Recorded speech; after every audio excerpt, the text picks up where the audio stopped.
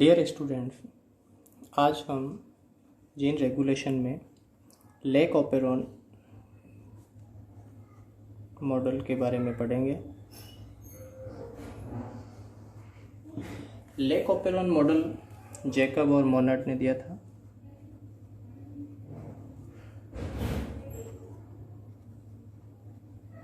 Nineteen 1961 में इन्होंने prokaryotes में जीन रेगुलेशन को समझाने के लिए ये मॉडल दिया था।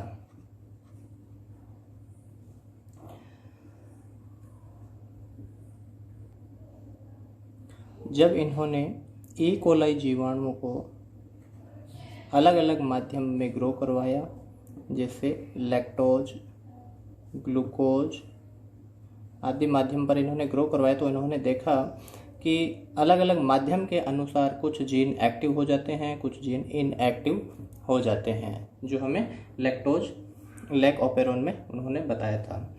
ये जो मॉडल है लेक ओपेरॉन का, लेक का मीन्स है लैक्टोज का मेटाबॉलिज्म। लैक्टोज मेटाबॉलिज्म के बारे में ये बताता है। लैक्टोज का मेटाबॉलिज्म है प्रोकैरियोट्स में, ये दो तरीके की रिएक्शन से होता है। सबसे पहले इसमें क्या काम होगा कि जो लैक्टोज है वो सेल के अंदर प्रवेश करे। बाहरी माध्यम में जब बैक्टीरिया को पेट्री प्लेट्स में या संवर्धन माध्यम में ग्रो करवाते हैं, पेट्री प्लेट्स में जिसमें लैक्टोज उपस्थित है, ठीक है, तो सबसे पहला क्या होगा कि जो लैक्टोज है वो कोशिका के अंदर प्रवेश करे, सेल में प्रवेश करे। ठीक है, लैक्टोज एक डाइसैकेराइड है। सेकंड इसमें काम होगा कि ये जो लैक्टोज है वो दो भागों में टूट जाती है, क्योंकि ये डाइसैकेराइड है, ग्लूकोज और गैलेक्टोज से बनी होती है। ठीक है, इन दोनों के बीच में जो बॉन्ड होता है वो बीटा 1,4 ग्लाइकोसिडिक बॉन्ड पाया जाता है। पहला काम है लैक्टोज को कोशिका के अंदर प्रवेश करवाना। सेल में जो प्रवेश करवाने के लिए एंजाइम की आवश्यकता होती है वो है परमिएज एंजाइम या गैलेक्टोसाइड परमिएज एंजाइम है, जो सेल मेम्ब्रेन में जुड़ता है और लैक्टोज के लिए रास्ता उपलब्ध करवाता है कि वो कोशिका के अंदर प्रवेश करे। सेकंड होता है कि लैक्टोज है वो दो भागों में टूट जाए, ग्लूकोज और गैलेक्टोज। इसके लिए जो एंजाइम की रिक्वायरमेंट होती है वो है बीटा गैलेक्टोसाइडेज। ये एंजाइम है वो इनके बीच में उपस्थित बीटा 1,4 ग्लाइकोसिडिक बॉन्ड को तोड़ देता है और जो लैक्टोज है दो भागों में टूट जाती है, ग्लूकोज और गैलेक्टोज में। इनका बाद में फिर आगे मेटाबॉलिज्म होता है, जैसे ग्लूकोज है वो रेस्पिरेटरी सबस्ट्रेट के रूप में कार्य करता है। तो लेक ओपेरॉन है वो दो एंजाइम परमिएज और गैलेक्टोसाइडेज को सिंथेसाइज करने वाले जीन की एक्टिविटी के बारे में बताता है कि ये जीन कब एक्टिव होते हैं, कब इनएक्टिव हो जाते हैं, जो उन्होंने ओपेरॉन मॉडल के अनुसार बताया था। तो अपन देखते हैं लेक ओपेरॉन की जैकब और मोनार्ड ने संरचना किस प्रकार बताई थी। जो लेक ओपेरॉन की जो संरचना है या ओपेरॉन मॉडल की जो संरचना है जैकब और मोनार्ड के अनुसार, उसमें दो तरह के जीन्स होते हैं, एक रेगुलेटरी जीन होते हैं और दूसरे संरचनात्मक या स्ट्रक्चरल जीन होते हैं। तो इसी तरीके से लेक ओपेरॉन में भी दो तरह के सीक्वेंसेज है, एक संरचनात्मक जीन है और दूसरे रेगुलेटरी सीक्वेंसेज है। ये सीक्वेंसेज है वो रेगुलेटरी सीक्वेंसेज है, जिसे हम एक आर जीन होता है रेगुलेटरी जीन, प्रोमोटर जीन और ऑपरेटर जीन होते हैं, और ये इसमें तीन संरचनात्मक जीन हैं वो उपस्थित होते हैं। एक लेक जेड, लेक वाई और लेक ए जीन होते हैं। ये रेगुलेटरी जीन है जो रेगुलेटरी प्रोटीन का निर्माण करेगा। ये क्या करेगा? रेगुलेटरी प्रोटीन का निर्माण करता है, जो ऑपरेटर रीजन पर जाके जुड़ता है। ठीक है, लेक जेड है, ये बीटा गैलेक्टोसाइडेज एंजाइम का निर्माण करता है। लेक जेड जो बीटा गैलेक्टोसाइडेज एंजाइम की सिंथेसिस करेगा। वाई जीन है वो परमिएज एंजाइम की सिंथेसिस करता है। और लेक ए जीन है वो ट्रांस एसिटाइलेज एंजाइम की सिंथेसिस करता है।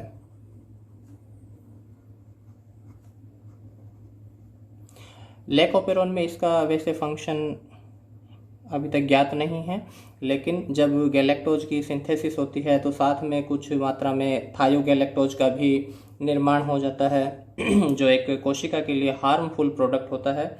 उसका एसिटाइलेशन करके ट्रांस एसिटाइलेज एंजाइम है वो थायोगैलेक्टोज को पुनः गैलेक्टोज में बदल देता है। तो इस तरह से लेकोपेरोन में संरचनात्मक जीन होते हैं, लेक जेड, लेक वाई और लेक ए, जो तीनों ही संरचनात्मक है, तीन अलग अलग प्रकार के एंजाइम की सिंथेसिस करते हैं। तो ये पॉलीसिस्टोनिक टाइप के जीन होते हैं, क्योंकि इन तीनों की एक साथ ही सिंथेसिस होती है। जब लेकोपेरोन एक्टिव होगा तो तीनों जीन एमआरएनए बनाएंगे और तीनों अलग अलग टाइप के एंजाइम का निर्माण होता है। बाय डिफ़ॉल्ट कंडीशन के अंदर रेगुलेटरी जीन है वो प्रोटीन की सिंथेसिस करता है, जिसे हम रेगुलेटरी प्रोटीन कहते हैं, और ये एक्टिव होता है। जब ये सक्रिय होता है तो ऑपरेटर जीन पे जाके यहाँ पे जुड़ जाएगा, और ऑपरेटर जीन पे जुड़ने के कारण यहाँ पे जब प्रोमोटर रीजन पर आरएनए पॉलीमरेज बाइंड होता है तो वो आगे की तरफ नहीं बढ़ पाता है, क्योंकि उसके आगे यहाँ पे ऑपरेटर रीजन पर रेगुलेटरी प्रोटीन उपस्थित है और जीन है वो स्विच ऑफ रहता है। तो जीन रेगुलेशन के लिए अपन ने देखा था कि दो टाइप के रेगुलेशन होते हैं, एक होता है पॉजिटिव रेगुलेशन और एक होता है नेगेटिव रेगुलेशन। जीन रेगुलेशन में अपन ने दो टाइप देखे थे, और इन दोनों के भी फर्दर दो टाइप होते हैं, इंड्यूसिबल और रिप्रेसिबल प्रकार के। जो लेकोपेरोन है पॉजिटिव में क्या होता है कि जीन पर किसी प्रोटीन के जुड़ने से जीन सक्रिय हो जाते हैं, उसे पॉजिटिव रेगुलेशन कहते हैं। और नेगेटिव रेगुलेशन है कि ऑपरेटर रीजन पर या प्रोमोटर पर किसी प्रोटीन के जुड़ने से जीन है वो निष्क्रिय हो जाते हैं, उसे नेगेटिव रेगुलेशन कहते हैं। लेकोपेरोन अपने को दिख रहा है कि ये as a type of negative regulation होता है, क्योंकि रेगुलेटरी प्रोटीन के ऑपरेटर रीजन पर जुड़ने से जीन है वो स्विच ऑफ हो जाते हैं। तो लेकोपेरोन है उसमें दोनों प्रकार के रेगुलेशन पाए जाते हैं। इसमें नेगेटिव इंड्यूसिबल भी होता है रेगुलेशन, और पॉजिटिव इंड्यूसिबल रेगुलेशन है वो भी उपस्थित होता है लेकोपेरोन में। तो हम देखते हैं लेकोपेरोन में सबसे पहले नेगेटिव इंड्यूसिबल टाइप से किस प्रकार रेगुलेशन होता है। तो लेकोपेरोन के जो नियमन होता है अपन उसको अलग अलग परिस्थितियों में देखते हैं किस प्रकार से होता है। सबसे पहली परिस्थिति है कि माध्यम में जब लैक्टोज अब्सेंट हो, अनुपस्थित हो, माध्यम में लैक्टोज अब्सेंट है तो इसका किस प्रकार से रेगुलेशन होगा। देखिए लैक्टोज जब अब्सेंट होगा अपन ने देखा कि इसकी संरचना क्या है, regulator gene, promoter gene, operator, और ये तीन संरचनात्मक जीन होते हैं जेड, वाई और ए। ठीक है, जब माध्यम में लैक्टोज अब्सेंट होता है तो क्या होगा कि जो रेगुलेटरी जीन है ये प्रोटीन का निर्माण करेगा जो एक्टिव होता है, और जब ये एक्टिव होगा तो जाके ऑपरेटर रीजन पर जुड़ जाता है, और इस कंडीशन में जीन है वो ऑफ हो जाता है, इनएक्टिव हो जाता है, एमआरएनए का निर्माण नहीं होता है, नो एमआरएनए। ठीक है, जब माध्यम में लैक्टोज अब्सेंट है तो। दूसरी अपन सेकंड कंडीशन देखते हैं, जब माध्यम में लैक्टोज प्रेजेंट हो।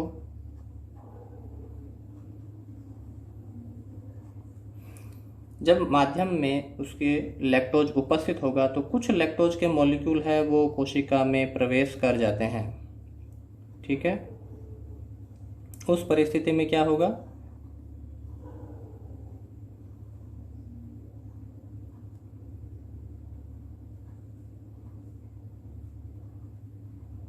जब कुछ लैक्टोज के मॉलिक्यूल कोशिका में प्रवेश कर जाते हैं, तो जैसे ये लैक्टोज का मॉलिक्यूल है और रेगुलेटरी जीन का जो प्रोडक्ट होता है रेगुलेटरी प्रोटीन, ये लैक्टोज है वो इसके साथ में जाके जुड़ जाता है। जब ये इसके साथ में जुड़ता है तो ये रेगुलेटरी प्रोटीन क्या हो जाएगा, इनएक्टिव हो जाता है। अब ये इसके साथ में ऑपरेटर रीजन पर नहीं जुड़ पाता है। जब ऑपरेटर रीजन पर कोई प्रोटीन या रेगुलेटरी प्रोटीन नहीं जुड़ा हुआ होता है तो प्रोमोटर रीजन पर आरएनए पॉलीमरेज एंजाइम जुड़ेगा और वो एमआरएनए की सिंथेसिस कर देता है। इसका मतलब क्या है कि लैक-जेड, वाई और ए तीनों जो जीन हैं वो एक्टिव होंगे, एमआरएनए बनाएंगे और गैलेक्टोसाइडेज, परमिएज और ट्रांस एसिटाइलेज एंजाइम का ये निर्माण करते हैं। जीन है वो सक्रिय होता है, एक्टिव रहता है, जीन ऑन है, एक्टिव है, एमआरएनए का निर्माण होता है। कब होता है, जब माध्यम में लैक्टोज प्रेजेंट होती है। जब माध्यम में लैक्टोज प्रेजेंट होती है तो ये जो लैक्टोज है वो एज ए इंड्यूसर के रूप में कार्य करती है। लैक्टोज के जो मॉलिक्यूल है वो इंड्यूसर के रूप में कार्य करते हैं और वो रेगुलेटरी प्रोटीन के साथ में जुड़कर उसे इनएक्टिव बना देते हैं। तो इस टाइप के रेगुलेशन को अपन नेगेटिव इंड्यूसिबल बोलते हैं। क्या कहेंगे, नेगेटिव इंड्यूसिबल रेगुलेशन। ठीक है, तो लेक ओपेरोन का अपन ने एक पार्ट देखा है कि नेगेटिव इंड्यूसिबल किस प्रकार से रेगुलेशन होता है। जब माध्यम में लैक्टोज उपस्थित होगी तो कुछ मॉलिक्यूल कोशिका के अंदर प्रवेश कर जाते हैं, क्योंकि कुछ मात्रा में जो जीन होते हैं कभी 100% ऑफ नहीं रहते हैं, उनकी कुछ न कुछ हल्की हल्की सिंथेसिस है वो होती रहती है। और जब वो सिंथेसिस होगी तो उनके साथ में लैक्टोज कोशिका में प्रवेश भी करेगा और वो एज ए इंड्यूसर के रूप में कार्य करके इसके साथ में जुड़ जाता है। इसमें एक तीसरी कंडीशन और होती है, थर्ड कंडीशन, जब माध्यम में ग्लूकोज अब्सेंट हो।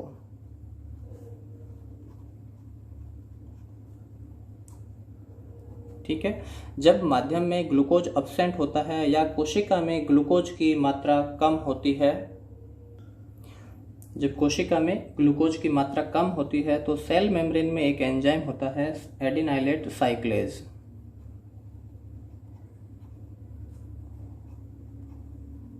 एडिनाइलेट साइक्लेज एंजाइम है वो एटीपी को बदल देता है साइक्लिक एएमपी में। और साइक्लिक एएमपी है एज ए मैसेंजर के रूप में, एज ए सिग्नल के रूप में कार्य करता है कि वो बताता है कि कोशिका में अब ग्लूकोज की मात्रा कम हो गई है, बाहर भी ग्लूकोज की मात्रा ज़्यादा उपस्थित नहीं है। वो एज ए सिग्नल के रूप में अलार्मिंग पोजीशन ये बताता है साइक्लिक एएमपी कि अपने आसपास में ग्लूकोज की कमी हो गई है। ठीक है, जब माध्यम में ग्लूकोज अब्सेंट होता है उस समय साइक्लिक एएमपी की जो कंसंट्रेशन है वो बढ़ने लग जाती है। ठीक है, अपन थर्ड टाइप में देख रहे हैं कि जो लैक ओपेरोन है उसमें पॉजिटिव रेगुलेशन भी होता है, तो वो अपन देख रहे हैं किस प्रकार से होता है। दूसरा पॉजिटिव रेगुलेशन होता है, इसके अंदर अपन ने देखा था कि एनहांसर जीन होते हैं। जैसे इसमें रेगुलेटरी जीन होते हैं जो एज ए नेगेटिव रेगुलेशन का कार्य करते हैं, उसी तरीके से माध्यम जो लैक ओपेरोन होते हैं इसके ओपेरोन से बाहर रीजन में कुछ एनहांसर जीन पाए जाते हैं जो एज ए लैक ओपेरोन का ही पार्ट होते हैं।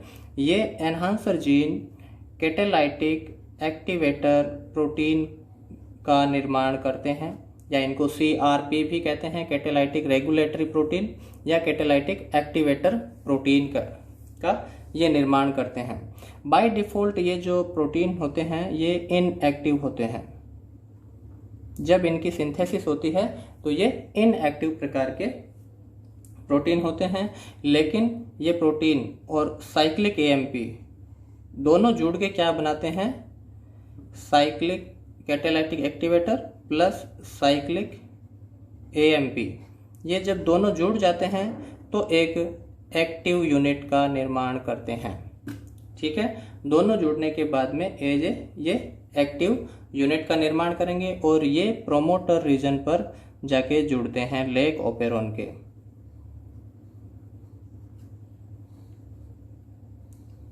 ये लेक ओपेरॉन के जीन हैं।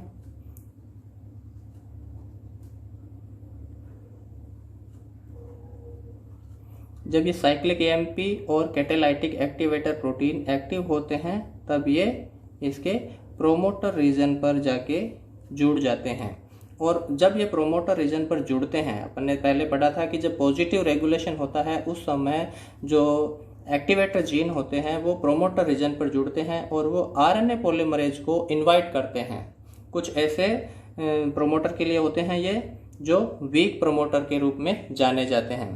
तो लेक ओपेरॉन का जो प्रोमोटर होता है वो एज ए वीक प्रोमोटर होता है और जब इसके साथ में साइक्लिक एएमपी और कैटालाइटिक एक्टिवेटर प्रोटीन आके यहाँ पे जुड़ते हैं तो ये आरएनए पॉलीमरेज को इनवाइट करते हैं यहाँ पे जुड़ने के लिए।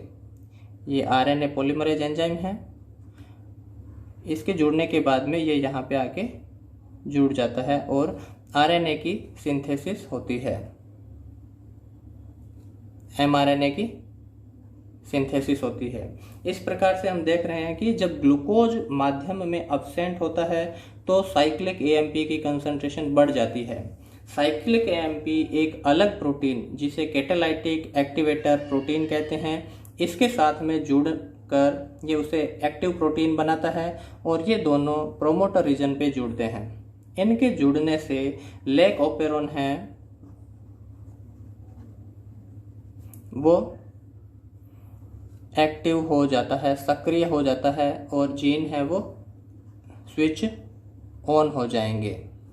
ठीक है, तो इस प्रकार के रेगुलेशन को हम पॉजिटिव रेगुलेशन कहते हैं। ठीक है, तो जो लेक ओपेरॉन का जो मॉडल है यह है दो प्रकार से रेगुलेट होता है। एक नेगेटिव रेगुलेशन है, नेगेटिव इंड्यूसिबल रेगुलेशन है और इसमें भी पॉजिटिव इंड्यूसिबल टाइप का ये रेगुलेशन है।